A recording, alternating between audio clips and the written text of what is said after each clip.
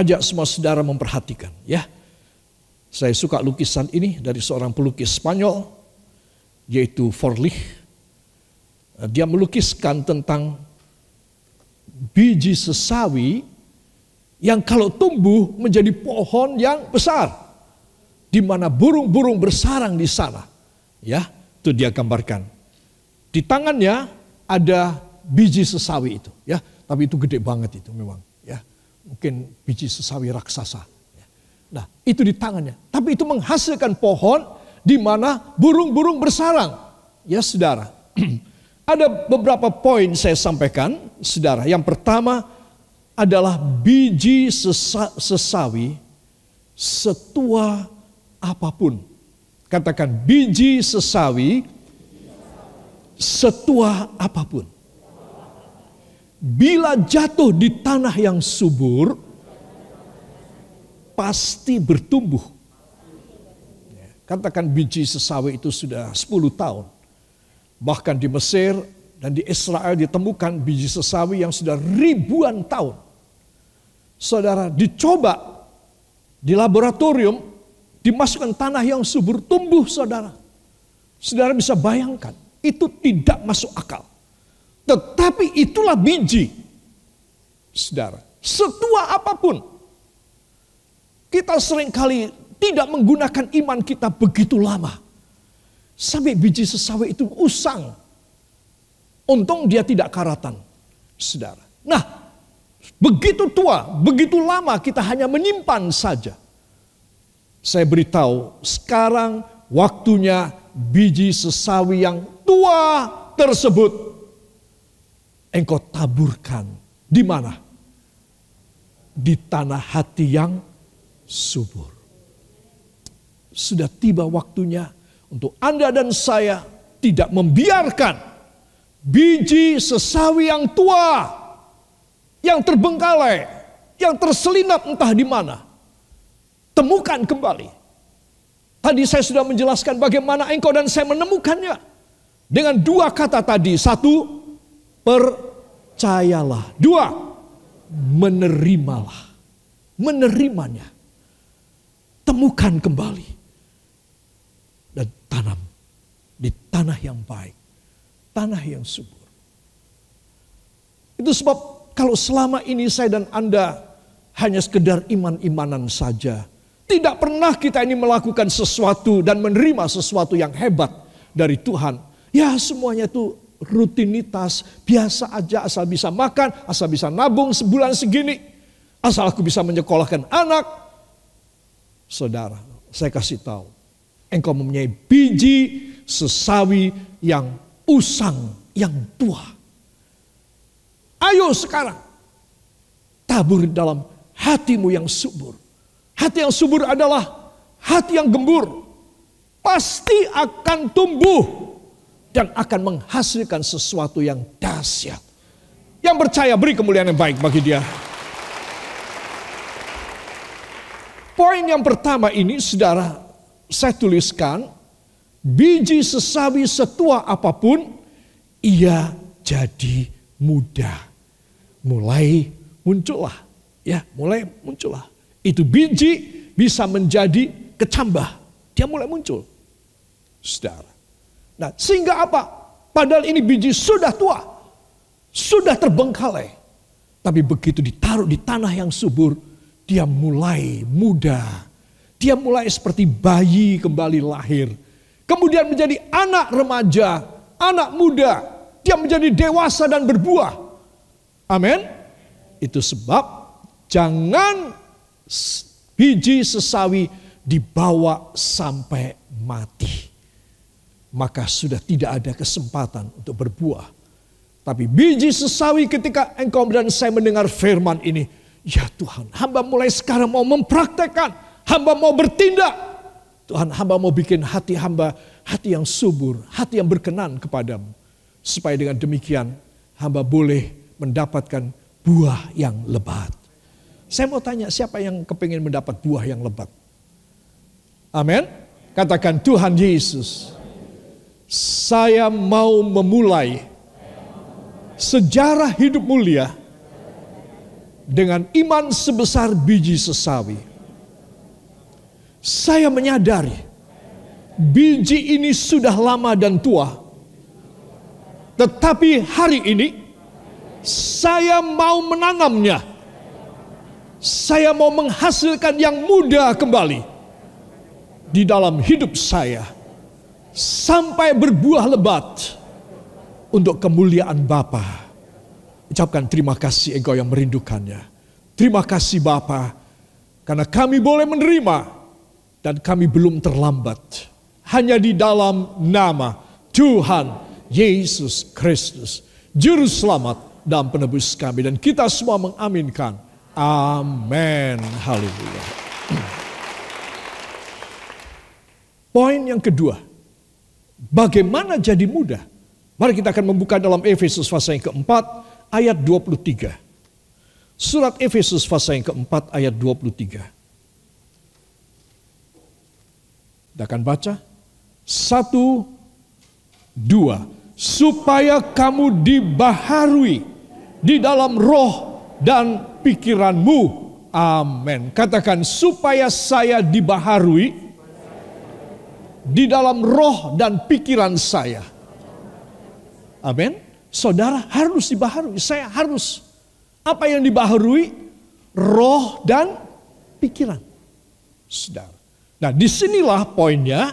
Bagaimana iman tadi sebesar biji sesawi, setua apapun, saya tambahkan, setua apapun, seusang apapun, saudara bisa menjadi muda, bisa muncul kembali. Nah, saudara, ini dinamakan ayat ini Efesus 4:23, kalimatnya sebenarnya adalah ananeomai. Katakan ananeomai. Menjadi muda kembali. Saudara, ini penting sekali untuk kita pelajari ya, saudara. Di sini Efesus 4 ayat 23, supaya kamu dibaharui di dalam roh dan pikiranmu. Saudara, ananeomai, tetapi di dalam Alkitab bahasa Inggris yaitu Emphasized Bible by Rotherham disebutkan, and were to be getting young again in the spirit of your mind. And were to be getting young again. Wah, ini aneh sekali, lain daripada yang lain penerjemahan ini. Dan ini saya melihat komentarinya, inilah terjemahan yang sahih, yang betul. Getting young again, kata dibaharui itu apa sih maksudnya? Itu tadi biji yang setua apapun ditanam di tanah hati yang subur. Maka apa yang terjadi? Getting young again. Biji yang setua apapun menjadi muda kembali. Saudara, apa maksudnya? Maksudnya adalah ada sesuatu kehidupan dan progresivitas. Ada sesuatu pertumbuhan seperti anak bayi. Bertumbuhnya cepat sekali. Saudara. Bertumbuhnya cepat sekali. Kecuali bayi ajaib. Di kolam ikan koi saya dipastori. Ikannya besar-besar, ini sudah generasi keberapa saya lupa, tidak menghitungnya. Ya, saudara, pernah ada satu ekor yang 80 cm. Padahal kolamnya sempit, ya, hanya letter L begitu saja. Tidak dalam. Tetapi dia dalam sejarah saya memelihara ikan koi, dia paling besar. 80 cm. Saudara, dan berat sekali. Sekarang juga ada tapi tidak begitu besar, paling 50-60 cm, yang besar-besar. Ada yang tanggung tetapi yang ajaib, dan ini yang saya suka. Kesukaan saya sebenarnya tidak sesuai kesukaan Tuhan. Tahu apa? Dari ikan-ikan yang besar ini, yang lahir pada saat, menetas pada saat yang sama. Ada seekor ikan tetap kecil terus. Dan itu yang menjadi kesenangan saya memberi makan. Karena saya selalu berkata, hai kerucil, di manakah kau? Dia mulai muncul. Lucu sekali. Putih, lucu sekali. Bentuknya persis seperti yang gede-gede. Tetapi dia kecil sekali. kecilnya itu tidak masuk akal. Padahal netesnya sama. Menetas ya di kolam itu. Saudara, saya tidak menetaskan, menetas sendiri. Lumayan ajaib ya saudara. Dan kemudian saya senang karena dia tetap kecil untuk menjadi kesenangan saya. Tetapi sesungguhnya saudara, saya hanya berdoa satu hal. Betul loh, sini saya doa kepada Tuhan. Tuhan tolong jangan sampai dia ketelan oleh teman-temannya, oleh saudara-saudaranya. Sebab kalau sudah dikasih makan itu semua itu ganas. Wah makan itu. Tapi puji Tuhan, walaupun kecil Tuhan memberi kegesitan kepada dia. Sehingga saya melihat dia menyelinap. Sudah hampir masuk ke mulut saudaranya yang sudah gede. Sudah gede saudaranya itu sudah sekitar 40 sentian. Dan dia masih 3 senti. Ada yang bawa garisan enggak? 3 senti. Ikan 3 senti kan lucu ya. Kalau di antara ikan-ikan gede. Saya cuma doa jangan sampai ketelan Tuhan. Kasihani hambamu. Saya bilang. Saudara. Dan itu sudah hampir setahun. Para kekasih, lihat. Kalau saudara mengetahui bahwa dia tetap kecil. Saudara berkata ada kelainan genetika. Iya. Ya saudara. Tetapi di sini kita melihat getting young again. Harus bertumbuh. Ya, saudara, harus bertumbuh. Saya melihat ikan-ikan yang gede-gede sudah biasa. Kalau lihat di antara mereka ada satu ikan yang kecil, lucu sekali. Bagus sekali. Saudara, saya minta Pak Tono membantu menangkapnya, sudah ditangkap. Saya masukkan ke akuarium ikan apa itu namanya? Apa? Diskus. Di akuarium besar ikan diskus. Tapi dia berkata, Om, keluarkan aku Om. Aku gak senang bener di sini. Di sini semua badannya kurus-kurus, tipis-tipis. Kayak tempe penyet.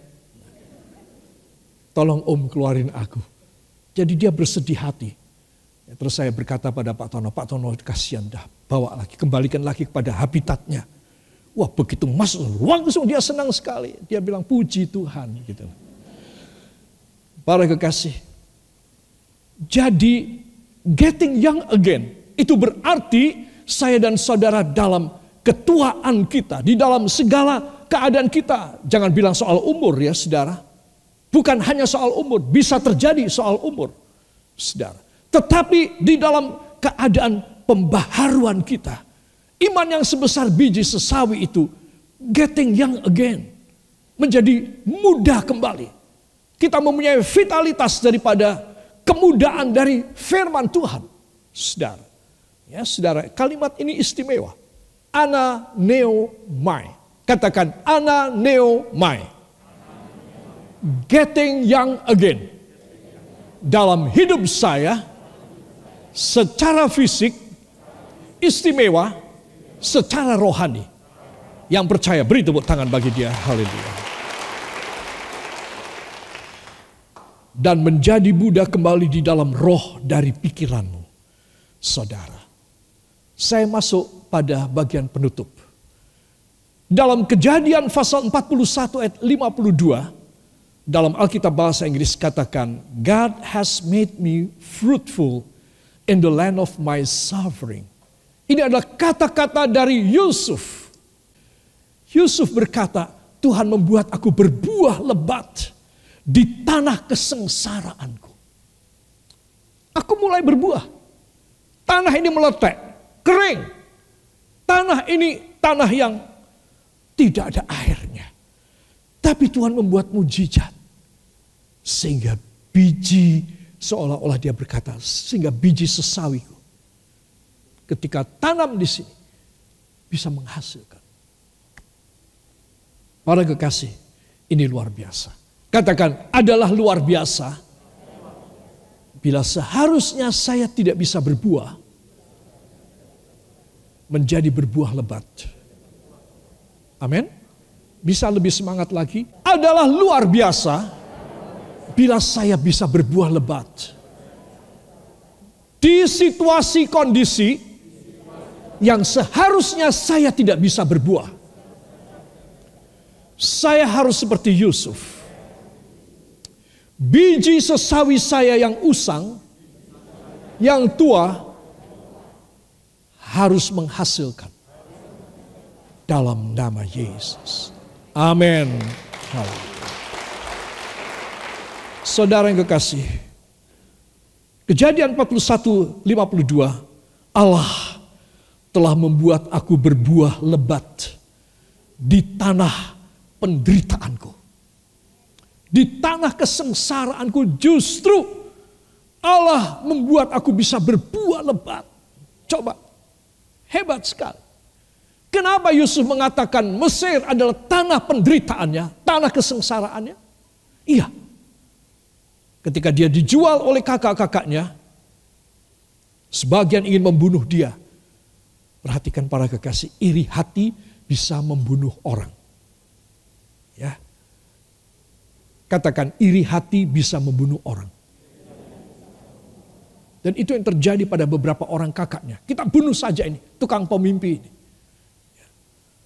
Tetapi Ruben berkata, yang paling gede bilang, jangan dibunuh. Kita masukkan aja ke dalam sumur yang tidak ada airnya. Itu di situ ada sumur tidak ada airnya. Kita masukkan di situ saja. Maksudnya adalah, nanti kalau adik-adiknya sudah pulang, dia diam-diam mau kembali lagi ke sini, mau mengangkat Yusuf dari lubang sumur yang tidak berair tersebut. Lalu tiba-tiba di kejauhan mereka melihat iring-iringan saudagar. Apa itu namanya? Kafilah. Kafilah. Orang-orang Ismaili dengan naik onta. Dan mereka berteriak memanggil, kami ada budak mau dijual. Kalau kalian mau, silakan beli. Saudara, mereka mampir dan mereka membayar harga dari Yusuf. Yusuf dikeluarkan dari lubang itu dan kemudian dijual. Berapa harganya? 20 miliar rupiah. Tidak. 20 keping perak. Yesus dijual berapa? 30 keping perak. Ya. Saya dijual berapa? Tidak dijual. Saudara yang kekasih, coba. Arti orang dijual itu kan hina banget. Yesus yang akan kita peringati melalui perjamuan kudus, dia dijual loh saudara, oleh Yudas Iskariot. Supaya orang-orang yang memusuhi Yesus bisa menangkapnya. Dan Yudas yang menjual 30 keping perak.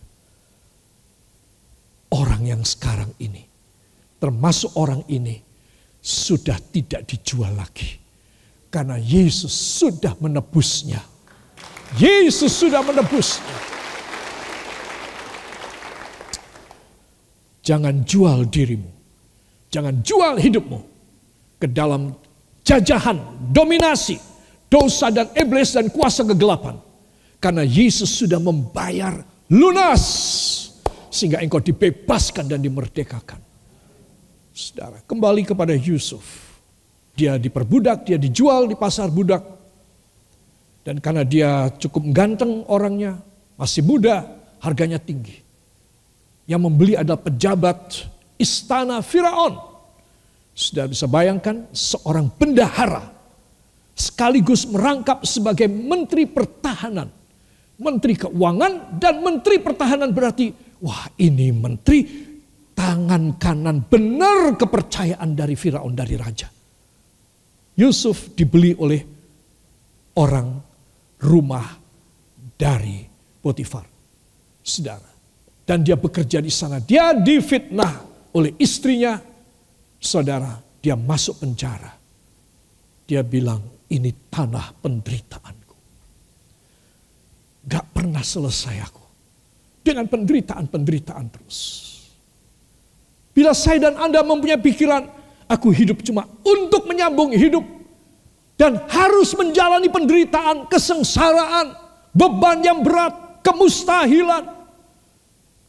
Aku sudah sangat terkoso dan aku sudah Hampir habis tenaga, kesabaran, dan kekuatanku.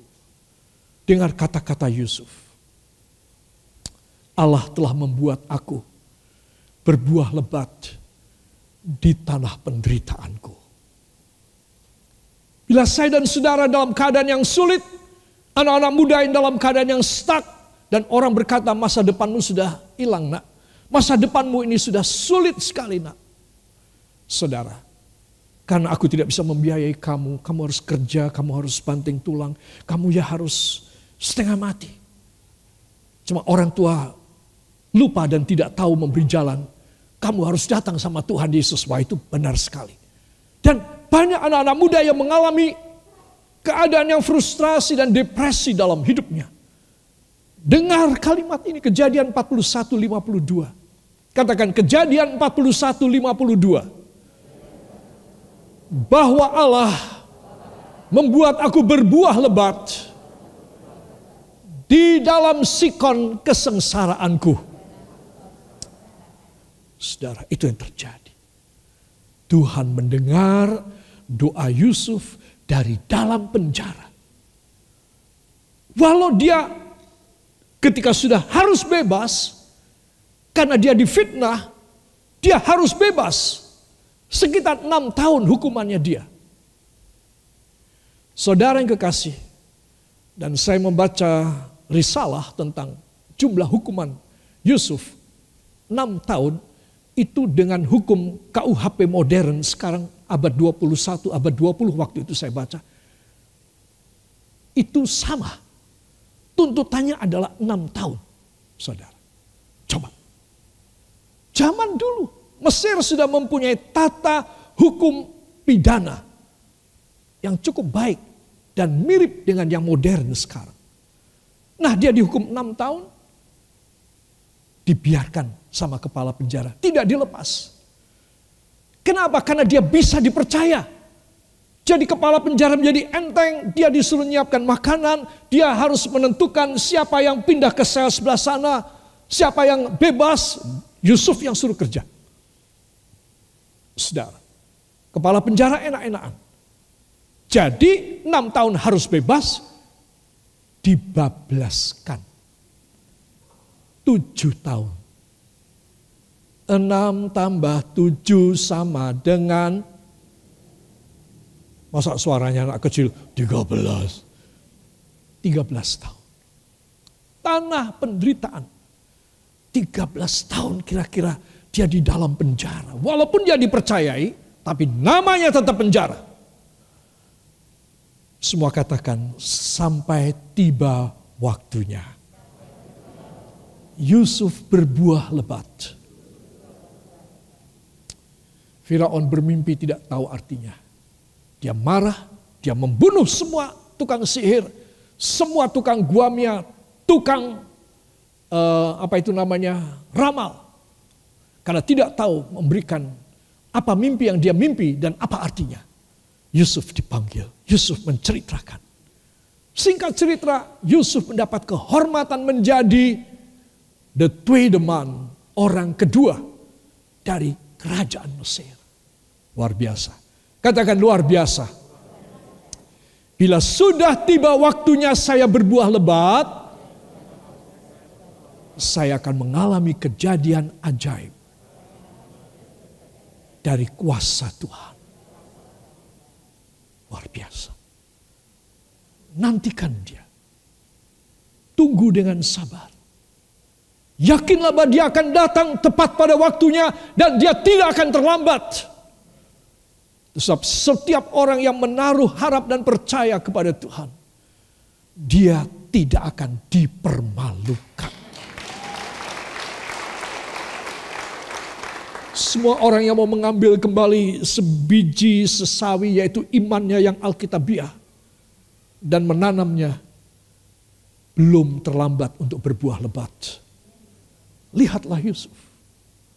Ini orang dihina, ini orang direndahkan. Dia tidak berbuat kejahatan. Dia tidak berselingkuh dengan istri majikannya. Tetapi istri majikannya, Yusuf yang menarik aku dan memperkosa aku. Wah, ini kejahatan yang dahsyat. Jangan main-main, ini Menteri Pertahanan dan Menteri Keuangan. Coba. Tetapi Tuhan melihat semuanya. Dan Tuhan mengemas semuanya luar biasa. Yusuf, kau sekarang tiba waktunya untuk berbuah lebat. Katakan, saya harus sabar. Saya harus beriman. Waktu saya akan tiba. Ketika Tuhan menumbuhkan biji sesawi saja, sampai menghasilkan buah yang lebat. Saya bersabar, saya menantikannya. Dan engkau tidak akan dipermalukan. Saudara. Sebab ini hal yang penting sekali. Yang saya dan Anda harus punya. Saya tulis sebiji iman. Setua apapun. Bila jatuh ke tanah subur, berbuah. Katakan luar biasa. Kata setua apapun itu berarti apa? Lama tidak bisa berbuah. Gak ditanam-tanam. Dibiarkan saja. Orang Magelang bilang dianggurke. Saudara. Tetapi kuasanya dahsyat. Saudara, bila jatuh ke tanah yang subur, ya, maka akan berbuah lebat. Ya. Nah, apa maksudnya tanah subur? Dengan pengurapan minyak dan Roh Kudus. Maka benih firman dengan urapan Roh Kudus, saudara, dengan perjamuan kudus yang sebentar kita akan kerjakan, akan menghasilkan buah yang lebat. Yang percaya, beri kemuliaan yang baik bagi dia. Semua mata dipejamkan, kepala tundukkan, datang pada Tuhan Yesus. Ya Bapa, hamba telah menyampaikan sedikit dari isi hatimu. Walau firman ini belum selesai. Tetapi apa yang hamba telah sampaikan 1 jam ini boleh menjadi bagian yang istimewa. Sejarah baru bagi tua, muda, laki dan wanita yang masih hidup ini. Dan dimanapun saja mereka mendengar, kapanpun saja mereka mendengar, kuasa Allah yang luar biasa akan terjadi dalam hidup mereka semuanya.